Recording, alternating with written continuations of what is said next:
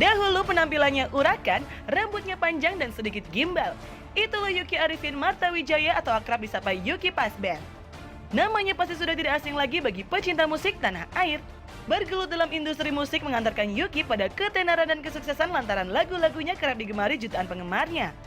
Namun kini penampilannya jauh berbeda. Yuki telah berhijrah dan banyak terlibat aktif dalam kegiatan keagamaan. Mei 2015 silam bisa dibilang menjadi awal dari proses hijrahnya Yuki. Setelah diterpa beberapa persoalan hidup, mulai dari sepinya job sampai kabarnya bangkrut dalam berbisnis. Puncak dari keputusan Yuki untuk berhijrah adalah saat dirinya diketahui mengalami kecelakaan pada 2015 silam di daerah Bandung dan mengalami luka yang serius. Seperti apakah proses hijrah Yuki selengkapnya? Saksikan sesaat lagi hanya di Pagi-Pagi Pasti Happy.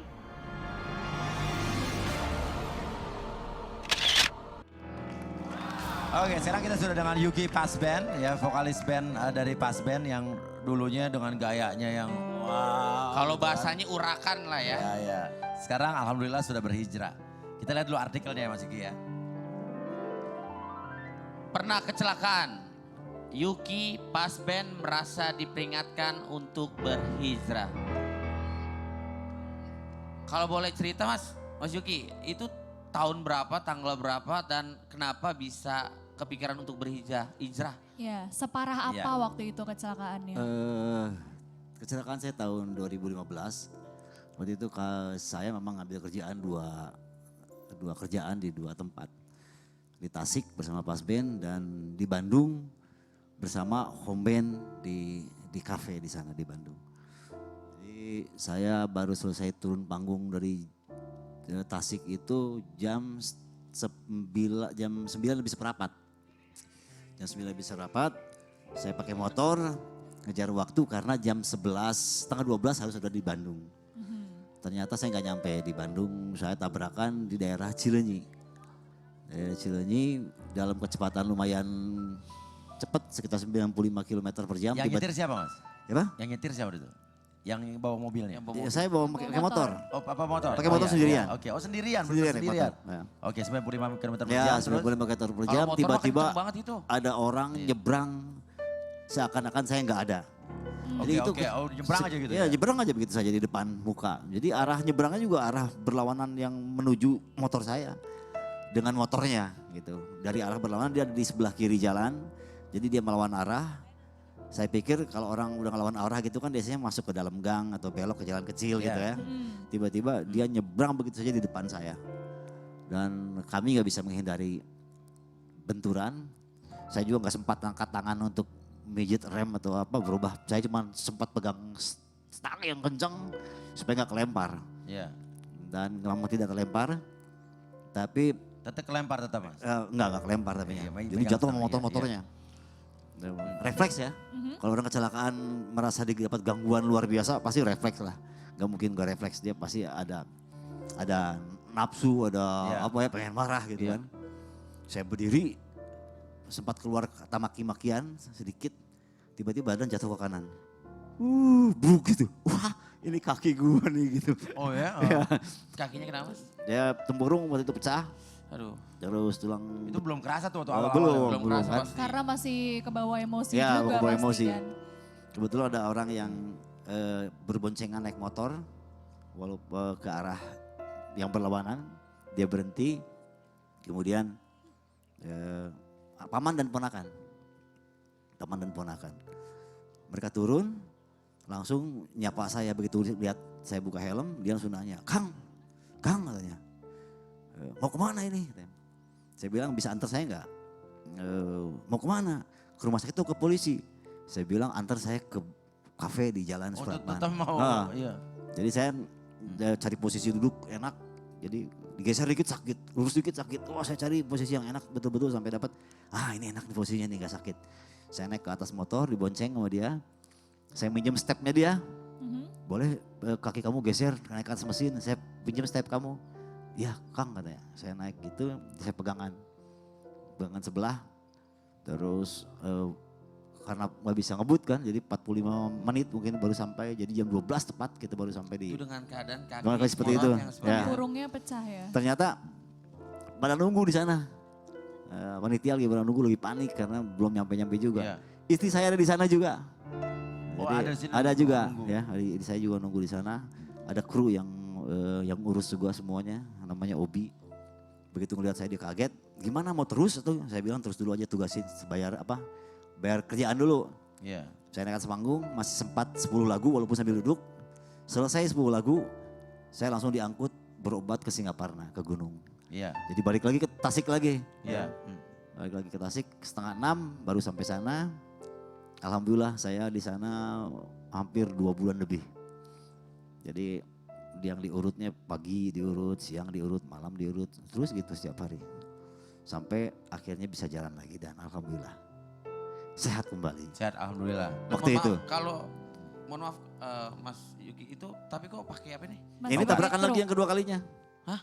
Kemarin tanggal 21 Januari. Oh jadi ada 2 kecelakaan, Nah, 2015 kenapa ya kemarin dan Januari? Itu kemarin kami ada acara tablik akbar di Sukabumi. Saya diundang ke sana untuk ngisi di sana. Kami berangkat dari Bandung itu sekitar jam 1 siang. Karena acaranya memang sesudah Isya. Sesudah Isya. Januari waktu itu.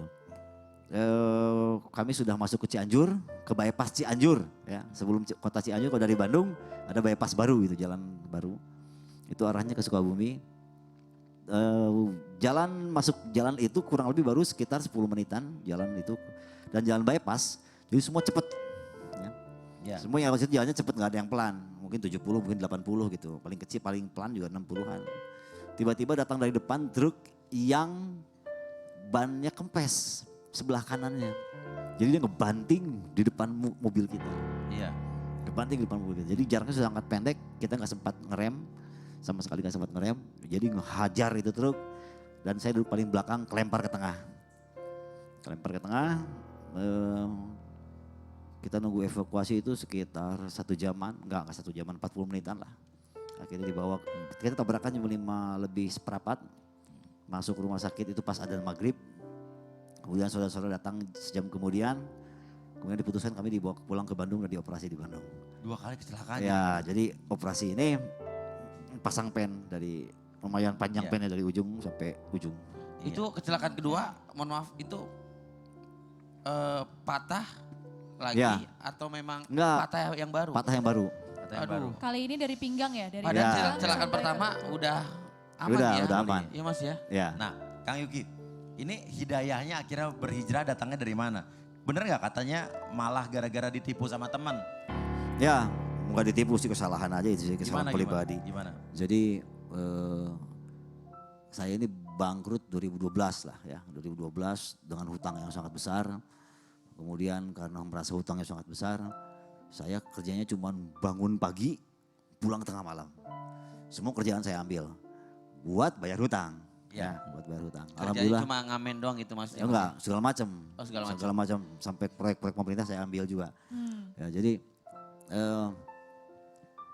itu alhamdulillah punya istri yang luar biasa hebat ya. Beliau merelakan dirinya ya apa namanya, udah aja nggak usah pikirin kami dan anak-anak, biarin saya yang pikirkan anak-anak gitu, hari-hari dan sebagainya. Kerja saja silahkan dan bayar hutang gitu. Jadi mungkin itu hampir 1,5 tahun saya seperti itu. Bangun tidur udah pergi, pulang tengah malam setiap hari gitu, setiap hari seperti itu. Kesalahan terbesarnya adalah nggak meminta kepada Allah bahwa ini ada masalah besar yang nggak mungkin saya handle, ada masalah besar yang saya nggak sanggup handle sebetulnya. Tapi merasa terlalu yakin pada diri bahwa saya pasti bisa bayar hutang, pasti saya bisa beresin segala masalah, gitu kan. Dengan bangunnya lebih cepat, pulangnya lebih malam. Dengan tidur hanya 3 jam, 4 jam, kerja lagi gitu. Dan ternyata alhamdulillah Allah peringatkan dengan kecelakaan.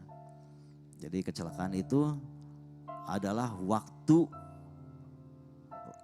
betul-betul rehat ya.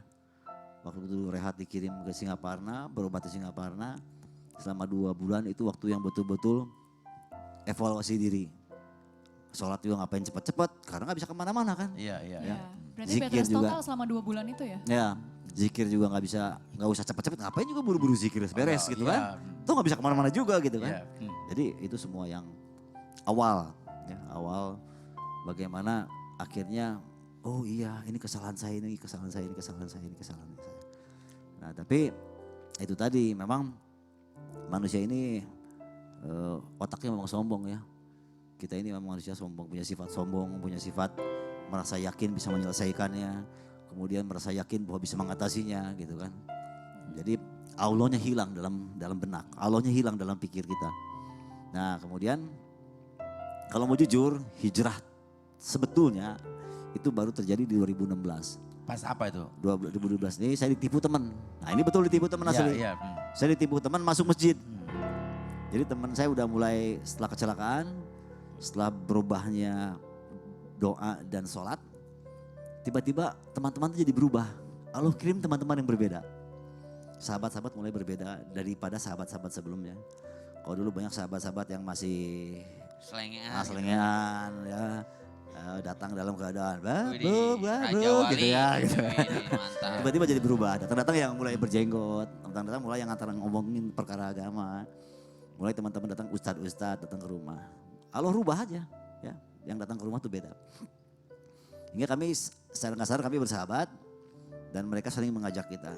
Ayo cobain huruf 3 hari, ayo coba. Enggak gitu kan. Huruf 3 hari. Suatu saat mereka sedang huruf 3 hari di tengah pasar di daerah Bandung Utara. Nah tiba-tiba mereka dapat undangan dari warga tempatan untuk jangan makan di kafe saya aja, di warung saya, dia bilang gitu. Nah ini jadikan alasan oleh tempat sahabat-sahabat saya. Iya. Kesempatan si Yuki kita undang gitu Iya. kan. Makan gratis. Ki, sini Ki, makan diundang kita. Ya anak band kan biasanya kalau anak band itu kan bawaannya kelaparan dulu. Iya. Walaupun punya duit selama ada kesempatan makan gratis dan berangkat Wah, dulu ayo makan ajar. gratis ya. Berangkatlah, saya masuk ke dalam masjid, janjian di masjid, ikut dulu sholat duhur, kemudian makan keluar bersama. Setelah makan saya minta izin langsung sama ambil rombongan, masih teman juga waktu itu. Saya cabut ya, pulang. Ngapain? Udah tanggung, udah di sini, udah ikut aja. Enggak, balik. Entah kenapa di perempatan jalan begitu keluar di tempat warung itu lampunya merah, saya tunggu lampu merah. Tiba-tiba ada motor di sebelah datang. Begitu lampu hijau, orang itu ngebeset pakai ninja. Dua knalpot terbuka suaranya. Brak gitu. Wah, saya pancing ya. Awas tuh ya gitu kan. Saya tempel, saya ganggu aja. Saya memang gak niat nyusul. Iya. Saya merasa terganggu dengan suara knalpot dia. Iya. Ngebuka knalpot pinggir kanan saya. Iya. Begitu lampu hijau, saya ganggu aja terus. Saya tempel terus, saya ganggu. Saya buka gas kencang-kencang, bok, lepasin lagi. Oh, sebelah kiri ganggu lagi, sebelah kanan ganggu, begitu aja gitu. Sampai orang kalau ditempel kan panik. Iya. Wow, dia makin lihat kiri kanan dan makin gas, makin buka, makin gede Iya. kan. Ayo terus saya ganggu. Sampai ketemu daerah penuh di depan Unpad yang macet luar biasa. Saya pikir, udahlah bosan juga saya nempel orang ini gitu. Begitu ada kesempatan antara pembatas jalan dengan mobil, cuma satu motor pas, saya buka kesempatan masuk duluan. Saya turun gigi sampai 2, saya buka gas sepenuhnya. Brak, saya masuk, dia nggak bisa masuk. Dia sampai ngerem, wet gitu. Saya bilang mampus lu gitu kan, udah aja pulang ke rumah. Ya. Saya pulang ke rumah. Setelah sampai di rumah, saya terima tamu, saya ngobrol, beres-beres pekerjaan, cuman hanya sekitar 40 menit. Tiba-tiba setengah 3, saya hati ini pengen balik lagi ke masjid. Kenapa ini hati pengen kembali ke masjid? Saya balik ke masjid, ya, datang itu pas-pasan, pas azan. Allahu Akbar, wah saya masih sempat saya bilang. Saya parkir motor, ya, saya ngantri wudhu, ternyata yang waktu itu wudhu penuh sekali. Saya ngantri, saya bagian terakhir kebagian. Begitu komat, akhirnya saya kebagian juga. Komat saya masuk, saya ke bagian baris paling belakang. Jadi imam ada di sebelah kiri saya, depan, saya paling belakang, ini tembok, pintu masuk ada di sebelah kanan saya. Yang kosong cuma 2 tempat di sebelah kanan saya, sisanya semua penuh. Pertama, sholat Allahu Akbar normal.